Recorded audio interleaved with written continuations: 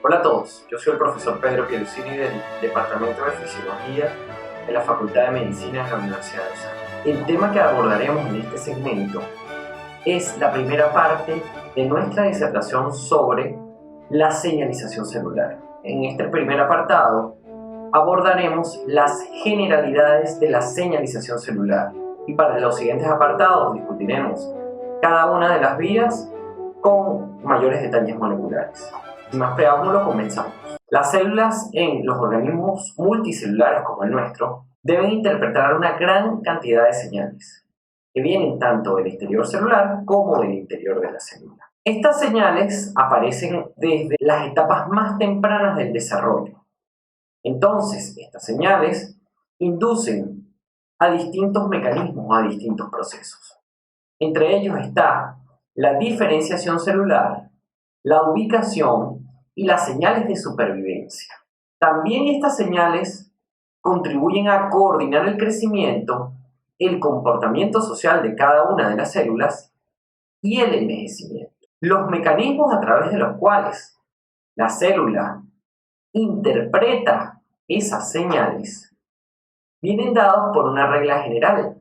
Vemos nosotros en este ejemplo como cuando nosotros hablamos por celular, la señal viene hacia el celular a través de señales de radio. Esas señales de radio son transformadas por el celular en señales de sonido, las cuales son interpretadas por nosotros.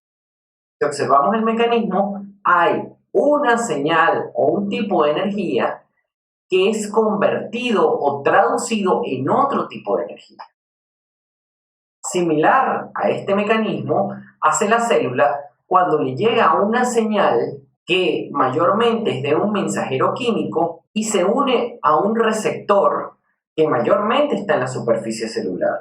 Este receptor induce un cambio en las proteínas de la célula que hará que la célula cambie su comportamiento.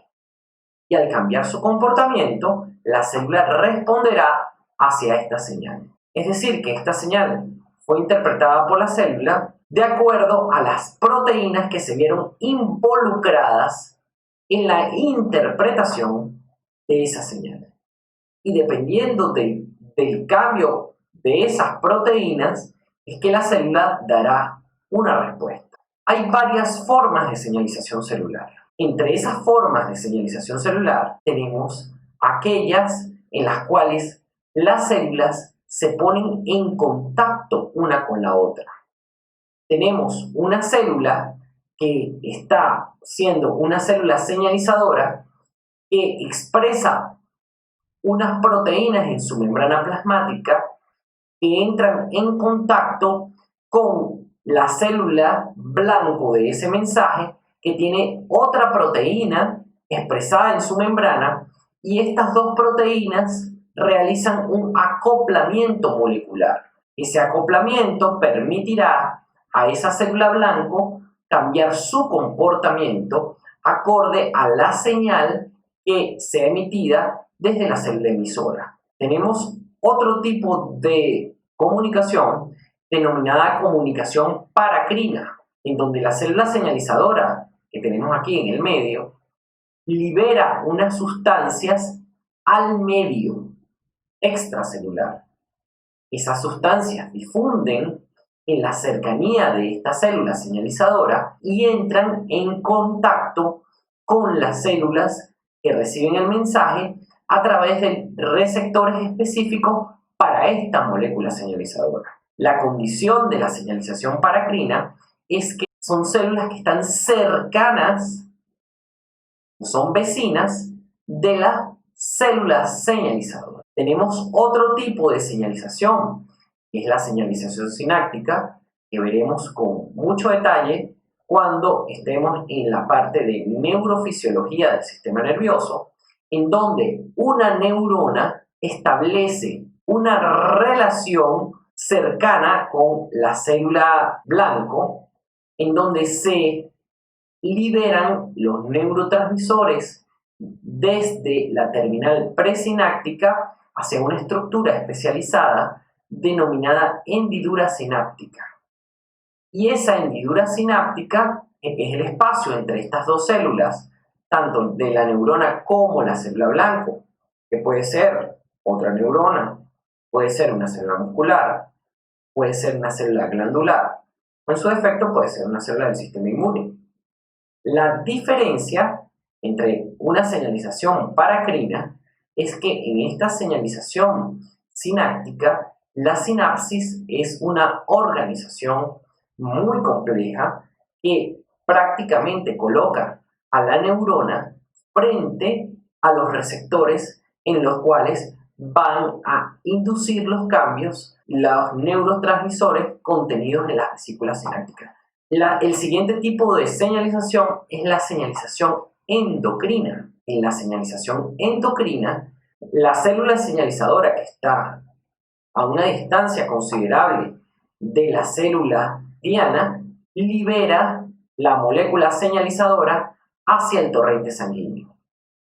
En el torrente sanguíneo será transportada mayormente por proteínas especializadas en ese transporte y esa molécula señalizadora, al liberarse, se unirá solamente a receptores específicos que serán expresados solamente por las células diana. Entonces, la principal característica de esta señal endocrina es que la molécula señalizadora se libera a la sangre. En este apartado es bueno señalar que hay otro tipo de señalización denominada señalización autocrina, en donde la célula señalizadora libera la molécula señalizadora al espacio extracelular y ella misma contiene los receptores para esas moléculas señalizadoras.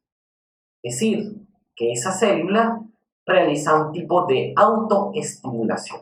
Este tipo de señales denominadas señales autocrinas las conseguimos con mucha frecuencia en la señalización por el sistema inmune.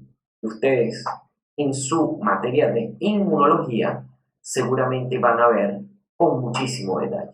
Esto es un cuadro comparativo de los tipos de señalización en donde vemos diferencias respecto a la transmisión del mensaje, si son locales o generales el tipo de señalización, y la especificidad. Por ejemplo, las señales endocrinas, la transmisión del mensaje es a través de ¿qué? A través de la liberación de esa molécula señalizadora al torrente sanguíneo. La de las señales paracrinas y de las señales autocrinas, la molécula señalizadora se libera al espacio intersticial. En el caso de las señales paracrinas, actúa en células que son vecinas a la célula señalizadora. Y en el caso de las señales autocrinas, actúa en la misma célula señalizadora, ejerciendo el proceso que se de autoestimulación. Y en el caso de la sinapsis, dijimos que la sinapsis era una organización compleja que colocaba la terminal presináptica prácticamente de frente a la membrana posináptica, que sería la membrana diana, donde van a ir estas moléculas señalizadoras. Y la liberación de la molécula señalizadora es a través de la hendidura sináptica. En relación con la liberación, si es local o general, todas, a excepción del tipo de señalización endocrina, son de tipo local. Continuando con nuestra descripción, para que haya una señalización celular, tiene que haber una molécula señalizadora y por supuesto tiene que haber una molécula receptora de esa señal. Dependiendo de las propiedades químicas de la molécula señalizadora, tenemos moléculas señalizadoras que son hidrofílicas y tenemos moléculas señalizadoras que son hidrofóbicas. Las moléculas señalizadoras hidrofílicas son liberadas en el espacio extracelular, por ejemplo, puede ser liberada en la hendidura sináptica, y esas moléculas se unirán a receptores que se encuentran en la membrana plasmática de la célula diana o de la célula blanco. ¿Por qué se unirá a receptores que se encuentran en la membrana plasmática? Porque esta molécula señalizadora no puede difundir a través de la membrana, porque es termodinámicamente imposible.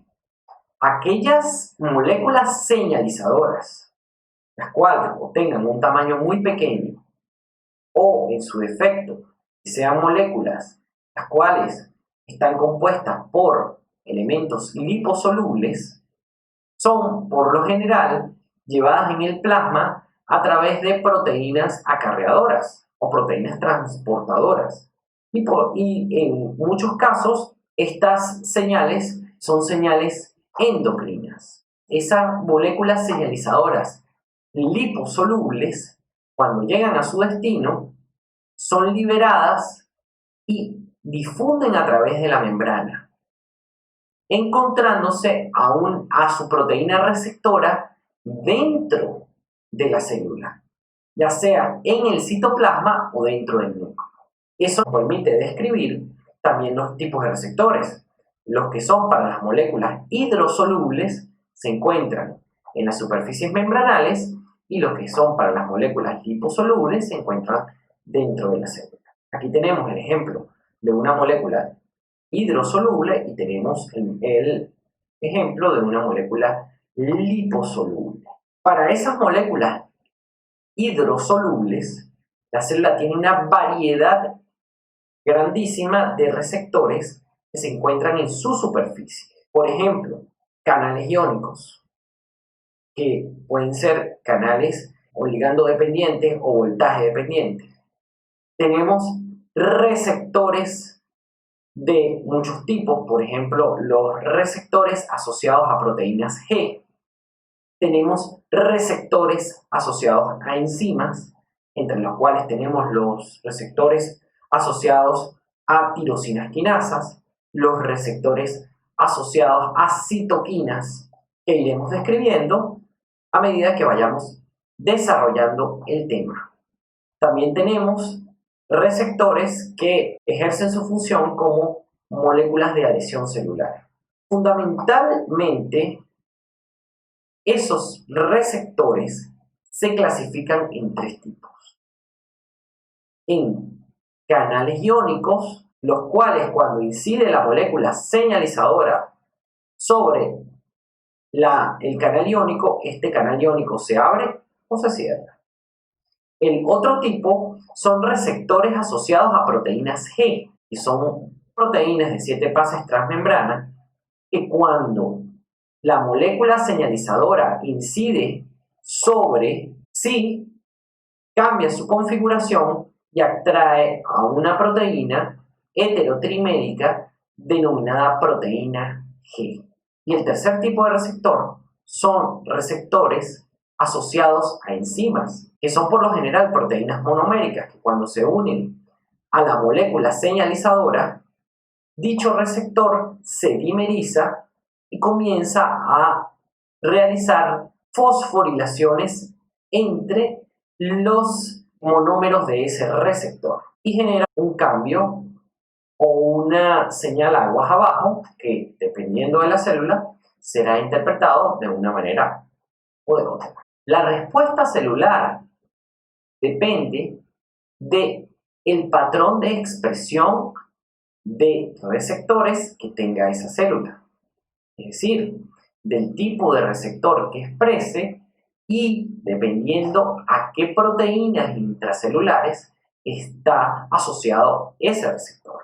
En este ejemplo tenemos a una sola molécula, que es la molécula de acetilcolina. Esta molécula de acetilcolina, dependiendo en dónde es liberada, va a generar respuestas distintas. Y ustedes se preguntarán, ¿y por qué respuestas distintas? Las células musculares cardíacas son distintas de las células glandulares y son distintas a su vez de las células musculares estriadas del músculo esquelético. En el corazón, esta acetilcolina, cuando actúa sobre los receptores expresados en el corazón, que son unos receptores denominados M2, genera una disminución de la frecuencia cardíaca. Cuando la misma acetilcolina actúa sobre receptores en las glándulas salivales, genera la secreción por parte de la célula glandular de los gránulos que están contenidos con parte del contenido de la saliva. Por ejemplo, las amilasas salivales, dependiendo por supuesto también de la glándula. Recuerden ustedes el mecanismo de exocitosis y que vimos en el apartado de transporte vesicular, en donde describimos que había una exocitosis que era constitutiva y otra regulada. En este caso es una exocitosis regulada porque es generada por la acción de una molécula señalizadora. Y en el tercer caso, la misma molécula de acetilcolina incide sobre un receptor denominado receptor nicotínico de acetilcolina que lo expresan las células musculares esqueléticas, y cuando incide sobre ese receptor dos moléculas de acetilcolina cambian la configuración de ese receptor haciéndolo permeable a iones positivos que cambiarán la polaridad de la membrana muscular, y cuando veamos el mecanismo de contracción muscular veremos cómo esa célula reacciona contrayéndose. En resumen, tenemos que está la misma señal, pero es interpretada por cada célula dependiendo de los receptores que cada célula diferencialmente expresa. ¿Para qué sirve esa señalización? Obviamente la célula en cualquier momento no está bajo la influencia de una sola molécula señalizadora, sino que tiene un conjunto de moléculas señalizadoras. Dependiendo de ese espectro de moléculas señalizadoras, ella va a interpretar un mensaje consensuado. Es decir, que si por ejemplo a la célula llega una molécula señalizadora que sea A, otra molécula señalizadora B y otra molécula señalizadora C, esas tres moléculas señalizadoras le dan la orden a la célula que le dice sobrevive. Si además de esas moléculas señalizadoras le llegan otras dos distintas, le pueden decir a la célula crece y divídete. Si además de esas llegan otro tipo de moléculas que además de decirle sobrevive, le dicen diferénciate. O, en su caso, no le llega ninguna molécula señalizadora, por lo cual la célula muere. Ninguna de las células de nuestro cuerpo puede estar desligada de toda la sociedad celular. Si está desligada, está condenada a la muerte, porque no le está sirviendo de nada al organismo. Acorde a esas señales y acorde a las proteínas a las que esté asociadas el receptor que recibe la señal, vamos a tener señales que pueden ser muy rápidas o señales que tardarán en tiempo. Un mismo receptor puede emitir varias de esas señales. ¿Qué sucede? Las señales que son de una respuesta rápida son proteínas que ya se encuentran producidas en la célula y que lo que hacen es alterar el comportamiento de esas proteínas en más o en menos. Las señales que llevan a una respuesta lenta son efectuadas por proteínas que van directamente hacia el ADN y cambian el patrón de expresión de ese ADN, generando la síntesis de unas nuevas proteínas. Si ustedes recuerdan sus clases de ADN, pues habían los mecanismos de transcripción, de traducción, que por supuesto llevaban un tiempo fabricar una proteína. En el mecanismo general de la señalización celular, en el caso por supuesto de proteínas que sean hidrosolubles, esta proteína induce un cambio conformacional del receptor que se encuentra en la membrana plasmática, y ese cambio conformacional va a atraer a unas proteínas mediadoras de ese mensaje que van a ejercer una serie de acciones sobre proteínas específicas, o son las que ejecutarán finalmente el cambio de conducta de la célula. ¿Cuáles son esas proteínas finales en las que vamos a observar el cambio? Proteínas que pueden ser enzimas, en donde observaremos cambios metabólicos en la célula. Proteínas que pueden ser factores de transcripción, en donde veremos cambios en la expresión genética de la célula.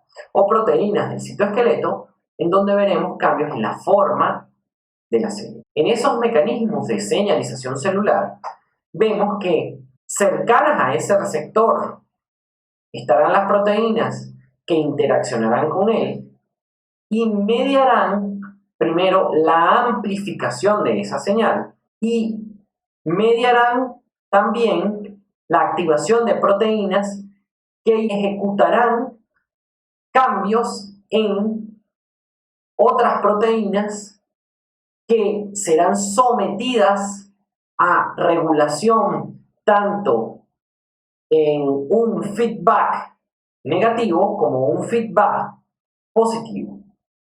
Y estas proteínas, a su vez, interaccionarán con otras que integrarán todas las señales provenientes no solo de un tipo de receptor, sino señales consensuadas, que finalmente interaccionarán con las proteínas diana, que son las que cambiarán el comportamiento de la célula. ¿Por qué es tan importante esta mediación? Porque esta mediación, además de integrar las señales que vienen de varios receptores, permitirán la modulación de estas señales a través de los mecanismos de retroalimentación. Entonces, cuando se quiere que esta señal sea regulada hacia la disminución de la señal, se dará un mecanismo denominado retroalimentación negativa, en el cual esta proteína activará a otra proteína que inhibirá a su vez la proteína aguas arriba que activó la cascada. Si se necesita una activación mayor de la cascada, pues esta proteína activará a otra proteína que irá aguas arriba y potenciará la acción de la proteína que inició esta cascada. Y a su vez, eso se verá en el comportamiento de la célula. Otros mecanismos muy importantes en la señalización celular son mecanismos que ustedes ya conocen y de que hemos hablado en clases anteriores, que son mecanismos generados en las proteínas denominadas GTPasas monoméricas. Entre los mecanismos generales también tenemos los mecanismos de fosforilación y desfosforilación. En la fosforilación, una proteína está en off, o sea que está en su estado basal y no está haciendo ninguna acción, puede verse influenciada y cambiar su configuración cuando una proteína quinasa que le quita un grupo fosfato al ATP se lo pega a esta proteína. Al haber ese cambio, esta proteína cambiará su configuración y ahora ejercerá una acción en X vía metabólica. Puede ser también que esta proteína, cuando esté fosforilada, esté en off y llega una proteína que la desfosforila y ese cambio puede ser el que hace que esta proteína se active. Otros cambios que se observan son aquellos generados en las GTPasas monoméricas, que ya hemos estudiado. Por ejemplo, cuando estudiamos transporte nuclear. ¿Qué pasa? Estas GTPasas monoméricas, cuando están unidas al GDP están en su forma inactiva, pero llega una proteína denominada Guanine Exchange Factor que puede cambiarle ese GDP por GTP, y en el momento que está en esa forma de GTP, esa proteína es activa, hasta tanto hidrolice ese GTP y lo convierta en GDP. Esas proteínas que convierten el GDP en GTP cambian su configuración dependiendo si están unidos a GTP, como es el caso. Ven ustedes que esas proteínas tienen dos secciones, las cuales se denominan una switch 1 y la otra switch 2, que cambian la configuración de la proteína si está el GTP. Cuando este GTP es desprovisto del fosfato terminal, se convierte en GDP, hay otro cambio de configuración que obviamente tendrá efectos en la acción metabólica que tenga esa proteína. En el caso de esas GTPasas monoméricas, pues aquí tenemos la lámina que nos recuerda que generalmente están asociadas a otras proteínas, son factores intercambiadores de guanina. Las proteínas GEF, que son Guanine Nucleotide Chain Factor, que cambian el GDP por GTP, y tenemos las proteínas GAP, que son las GTPasa Activating Protein, que lo que hacen es generar dentro de esa GTPasa la acción de escindir la molécula de GTP a GDP. Tenemos también entre los mecanismos de modulación de las señales que hay mecanismos de desensibilización o también denominados adaptación. Entre esos mecanismos tenemos aquellos mecanismos que estudiamos cuando estudiamos la parte de transporte vesicular, que podía la membrana plasmática imaginarse y formar una vesícula.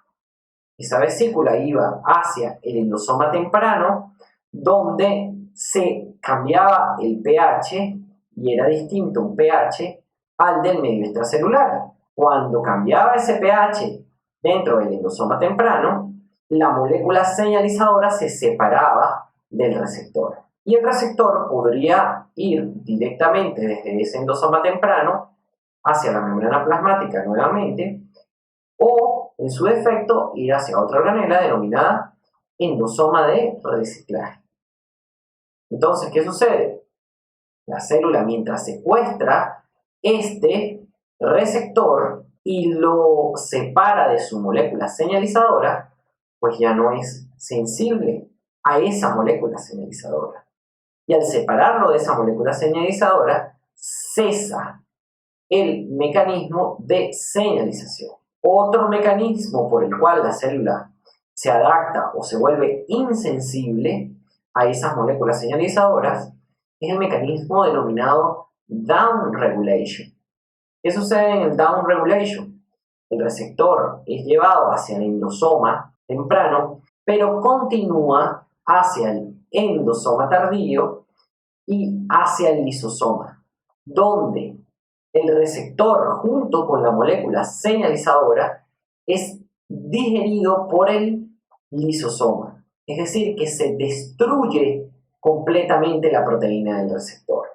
Al no haber receptor, no hay señalización. El otro mecanismo es a través de un mecanismo denominado inactivación, en el cual cuando el receptor se une a su molécula señalizadora, todas esas proteínas intermediarias que vimos en la lámina pasada, en la misma proteína del receptor, genera un mecanismo de retroalimentación negativa por parte de esas proteínas mediadoras que hacen que cambie el nivel de fosforilación generalmente de ese receptor y no pueda volver a unir a proteínas mediadoras. El siguiente mecanismo es que la inactivación no se produzca directamente en el receptor, sino que se produzca en las proteínas mediadoras de esa señal.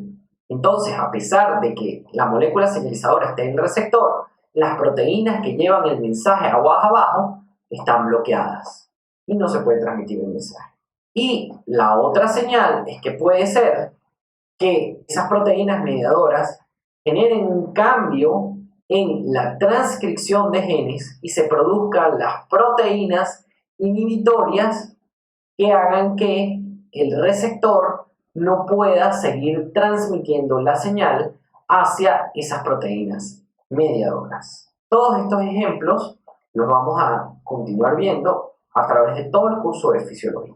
Como conclusión de este primer segmento, tenemos que cada célula en un organismo multicelular está programada para responder a una serie de señales extracelulares, emanadas de ella misma o de otra célula. Las señales extracelulares se unen a receptores que se encuentran en la membrana plasmática o en el citoplasma de la célula receptora. La función de los receptores celulares es actuar como transductores del mensaje, activando una serie de proteínas que finalmente cambiarán el comportamiento de la célula. La célula tiene mecanismos específicos para regular la acción de las moléculas señalizadoras sobre sus receptores. Y por último, el efecto del mensaje depende a qué tipo de receptor se une la molécula señalizadora y a qué proteína dicho receptor se encuentra asociado. Ha sido todo por esta clase. Espero que haya sido de su provecho y en el próximo segmento continuaremos nuestra descripción sobre los mecanismos de señalización celular, incidiendo ya en las vías específicas, comenzando nuestra descripción con el mecanismo del AMP cíclico. Muchísimas gracias por su atención y nos veremos en el próximo segmento. Hasta entonces.